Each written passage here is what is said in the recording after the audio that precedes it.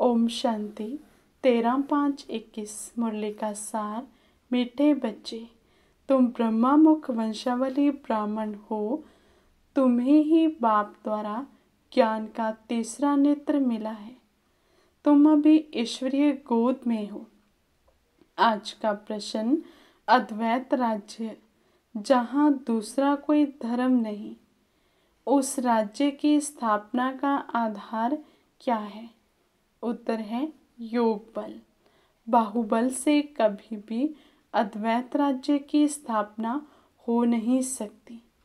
वैसे क्रिश्चियन के पास इतनी शक्ति है जो अगर आपस में मिल जाए तो सारे विश्व में राज्य कर सकते हैं, परंतु ये लॉ नहीं कहता। विश्व पर एक राज्य की स्थापना करना बाप का ही काम है। गीत छोड़ भी दे आकाश सिंहासन। ओम शांति। बच्चों को ओम शांति का अर्थ तो बहुत ही बार समझाया है। ओम यानी मैं कौन? मैं आत्मा। ये शरीर हमारे आर्गन्स है। मैं आत्मा परम धाम की रहने वाली हूँ। भारतवासी पुकारते हैं कि हे दूर देश के रहने वाले आओ, क्योंकि भारत में अभी बहुत धर्म गलाने दुख हो पड़ा है। आप फिर से आकर गीता का उपदेश सुनाओ। गीता के लिए ही कहते हैं शिव बाबा आइए, क्योंकि वे सबका बाप है। कहते हैं भारतवासियों पर फिर से परछाया पड़ा है माया रूपी रावण का, इसलिए सब दुखी पतित है। पुकारते हैं रूप बदल कर आइए, अर्थात मनुष्य के रूप में आइए। तो मनुष्य रूप में आता हूँ। मेरा आना दिव्य अलौकिक है।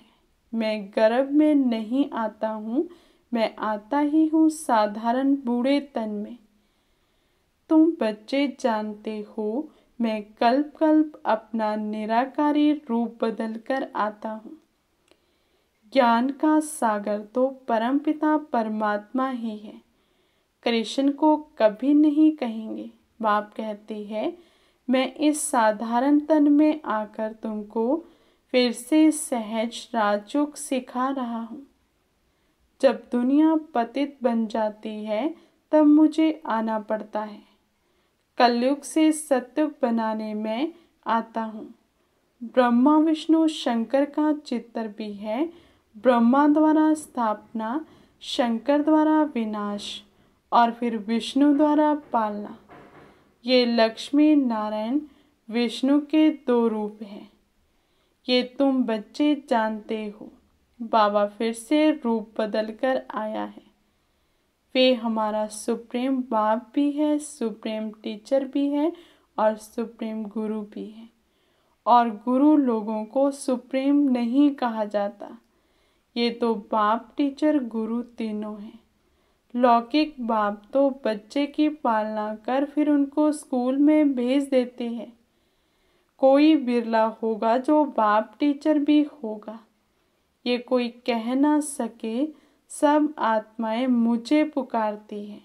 गॉड फादर कहती है तो वे आत्मा का फादर हो गया। ये गीत भी भक्ति मार्ग का है।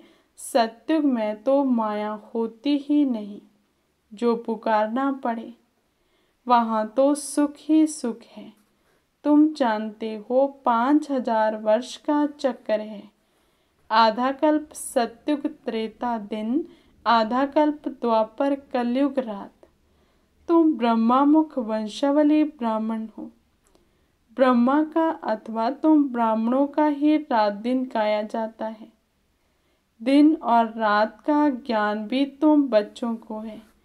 लक्ष्मी नारायण को ये ज्ञान नहीं। अभी तुम संगम पर हो, जानते हो। अभी भक्ति मार्ग पूरा हो, दिन उदय होता है।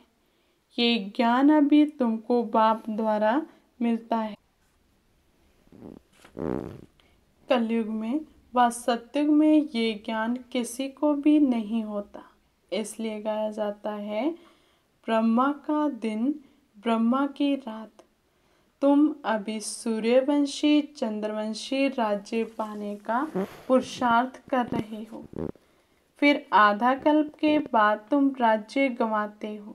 ये ज्ञान तुम ब्राह्मणों के सिवाय कोई को नहीं है। तुम देवताएं बन जाएंगे, फिर ये ज्ञान रहेगा नहीं। अभी है रात्रि, शिवरात्रि भी गाई जाती है, कृष्ण की भी रात्रि कहते हैं, परंतु उसका अर्थ नहीं समझते। शिव की जयंती अर्थात शिव का इनकारनेशन होता है। ऐसे बाप का दिवस कम से कम 1 मास मनाना चाहिए, जो सारी सृष्टि को पतित से पावन बनाते हैं। उनका हॉलिडे भी नहीं मनाते हैं। बाप कहते हैं, मैं सबका लिबरेटर हूँ, गाइड बन सबको ले जाता हूँ। अभी तुम पुरुषार्थ करते हो राजयोग सीखने का। बाप तुमको ज्ञान का तीसरा नेत्र दे रहे हैं। आत्मा का रूप क्या है, ये भी किसी को पता नहीं है। बाप कहते हैं, तुम आत्मा ना अंगुष्ठे मिसल हो, ना अखंड ज्योति मिसल हो, तुम तो स्टार हो, बिंदी मिसल। मैं भी आत्मा बिंदी हूँ, परंतु मैं पुनर्जन्म में नहीं आता हूँ। मेरी महिमा ही अलग है। मैं सुप्रीम होने के कारण जन्म मरण के चक्कर में नहीं आता हूँ। तुम आत्माएं शरीर में आती हो तो 84 जन्म लेती हो। मैं इस शरीर में प्रवेश करता हूँ। ये लॉन लिया हुआ है। बाप समझाते हैं, तुम भी आत्मा हो, परंतु तुम अपने को रियलाइज नहीं करते हो कि हम आत्मा हैं। आत्मा ही बाप को याद करती है, दुख में हमेशा याद करती है, हे भगवान, हे रहम दिल बाबा, रहम करो। रहम मांगते हो क्योंकि वे बाप ही नॉलेजफुल, ब्लिसफुल, प्योरिटीफुल है, ज्ञान में भी फुल है, ज्ञान का सागर है। मनुष्य को ये महिमा दे नहीं सकते। सारी दुनिया पर ब्लिस करना ये बाप का ही काम है। वे हैं रचयिता, बाकी सब है रचना। क्रिएटर रचना को क्रिएट करते हैं।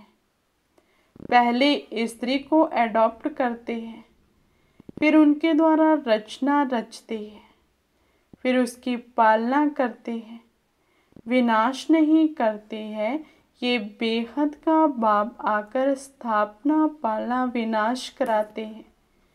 आदि सनातन देवी देवता धर्म की पालना कराते हैं। सत्युग आदि में फट से राजधानी स्थापन हो जाती है और धर्म वाले तो सिर्फ अपना अपना धर्म स्थापन करते हैं।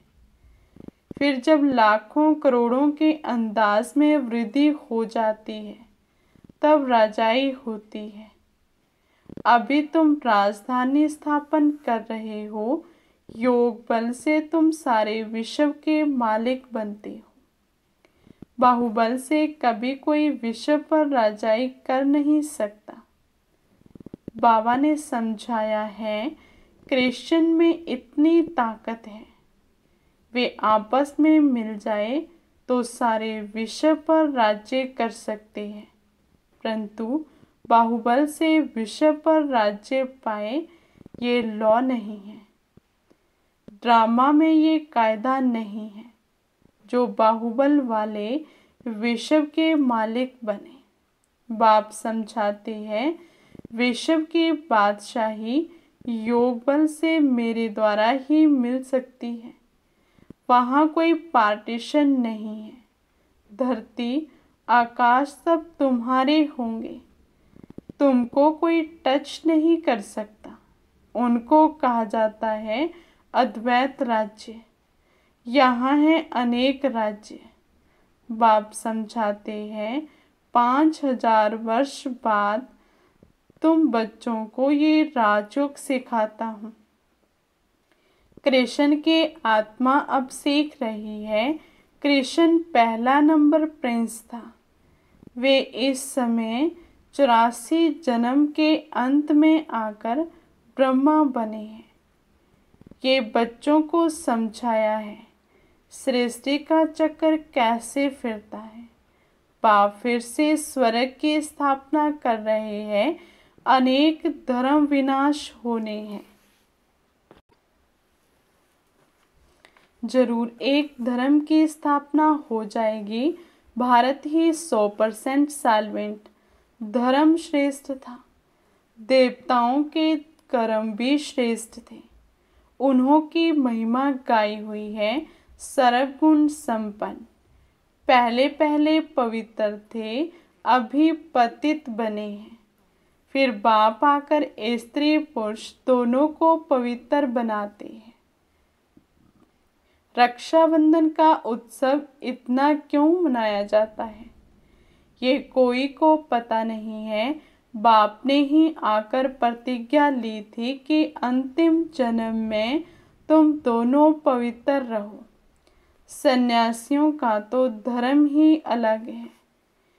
ज्ञान, भक्ति और वैराग्य ये तुम्हारे लिए है। तुमने देखा होगा पादरी लोग चलते हैं तो आंखें एक तरफ रहती है और किसी की तरफ देखते नहीं। नन्स होती है ना, अब वे तो क्राइस्ट को याद करती है। कहती है क्राइस्ट गॉडफादर का बच्चा था। तुम्हारा कोई सफ़ेद कपड़े आदि से कनेक्शन नहीं है। तुम तो आत्मा हो। नन बट वन, एक को ही याद करना है। सच्ची नन्स तो तुम हो। तुमको वर्षा उस बाबा से मिलना है। उनको याद करेंगे तब ही विक्रम विनाश होंगे।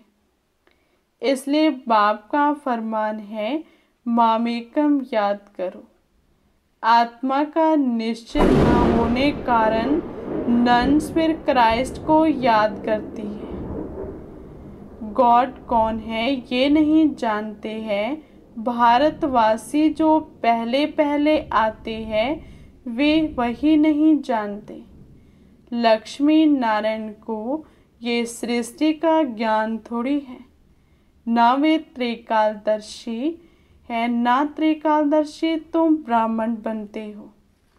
तुमको कौड़ी से बदल हीरे जैसा बाप बनाते हैं। अब तुम ईश्वरीय गोद में हो। तुम्हारा ये अंतिम जन्म बहुत अमूल्य है। भारत के खास दुनिया के आम तुम रूहानी सेवा करते हो।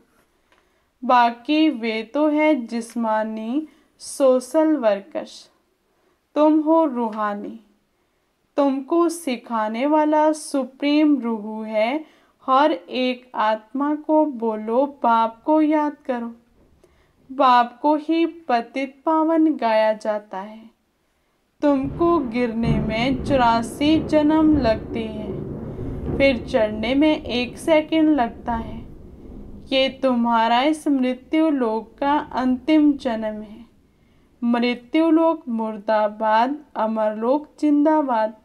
इसको अमर कथा कहा जाता है। अमर बाबा आकर तुम अमर आत्माओं को अमर युग में ले चलने के लिए अमर कथा सुनाते हैं।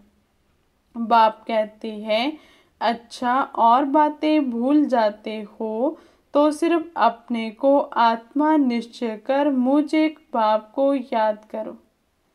बुद्धि का योग मेरे साथ लगाओ तो तुम्हारे पाप भस्म हो और तुम पुण्य आत्मा बन जाएंगे। तुम मनुष्य से देवता बनते हो, ये नई बात नहीं है। 5,000 वर्ष बाद बाप आकर तुमको वर्षा देते हैं। रावण फिर शराब देते हैं। ये है खेल। भारत की ही कहानी है। ये बातें बाप ही आकर समझाते हैं। कोई भी वेद शास्त्र आदि में नहीं है। इसलिए गॉडफादर को ही नॉलेजफुल, पीसफुल, ब्लिसफुल कहा जाता है। तुमको भी आप समान बनाते हैं। तुम भी पूज्य थे, फिर पुजारी बनते हो। आपे ही पूज्य, आपे ही पुजारी। ये भगवान के लिए नहीं है, तुम भारतवासियों की बात है। तुम पहले सिर्फ एक शिव की भक्ति करते थे, अब व्यभिचारी भक्ति की, फिर देवताओं की भक्ति शुरू की, फिर नीचे उतरते आए। अब फिर से तुम देवी देवता बन रहे हो। जो थोड़ा पढ़ते हैं वे प्रजा में चले जाएंगे। जो अच्छी रीति पढ़ते पढ़ाते हैं वे राजाई में आएंगे। प्रजा तो ढेर बनती है। एक महाराजा की लाखों करोड़ों के अंदाज में प्रजा होगी। तुम पुरुषार्थ करते ही हो कल्प पहले मुहाफिक। पुरुषार्थ से पता पड़ जाता है कि माला में कौन कौन आने वाले हैं। प्रजा में भी कोई गरीब कोई साहूकार बनते हैं। भक्ति मार्ग में ईश्वर अर्थ दान करते हैं। क्यों? ईश्वर के पास नहीं है क्या? या तो कहते हैं कृष्ण अर्पणम, परंतु वास्तव में होता है ईश्वर अर्पणम। मनुष्य जो कुछ करते हैं उनका फल दूसरे जन्म में मिलता है, एक जन्म के लिए मिल जाता है। अब बाप कहते हैं मैं आता हूँ तुमको 21 जन्म का वर्षा देने के लिए। मेरे अर्थ डायरेक्ट कुछ भी करते हो तो 21 जन्म के लिए उसकी प्राप्ति तुमको हो जाती है। इनडायरेक्ट करते हो तो एक जन्म के लिए अल्पकाल का सुख मिल जाता है। बाप समझाते हैं ये तुम्हारा सब मिट्टी में मिल जाना है, इसलिए इसको सफल कर लो। तुम ये रूहानी हॉस्पिटल कम यूनिवर्सिटी खोलते जाओ, जहाँ से सब एवर हेल्दी एवर वेल्दी बनेंगे। इनसे बहुत इनकम होगी। योग से हेल्थ और चक्कर को जानने से वेल्थ। तो घर घर में ऐसी यूनिवर्सिटी कम हॉस्पिटल खोलते जाओ। बड़ा आदमी है तो बड़ा खोले, जहाँ बहुत आ सके। बोर्ड पर लिख दो जैसे नेचर क्योर वाले लिखते हैं। बाप सारी दुनिया की नेचर बदल प्योर बना देते हैं। इस समय सभी इम्प्योर हैं। सारी दुनिया को एवर हेल्दी एवर वेल्दी बनाने वाला बाप है, जो अब तुम बच्चों को पढ़ा रहे हैं। तुम हो मोस्ट स्वीट चिल्ड्रन। अच्छा, मीठे मीठे सिकिलदे बच्चों प्रति माता पिता बाप दादा का याद प्यार और गुड मॉर्निंग। रूहानी बाप की रूहानी बच्चों को नमस्ते।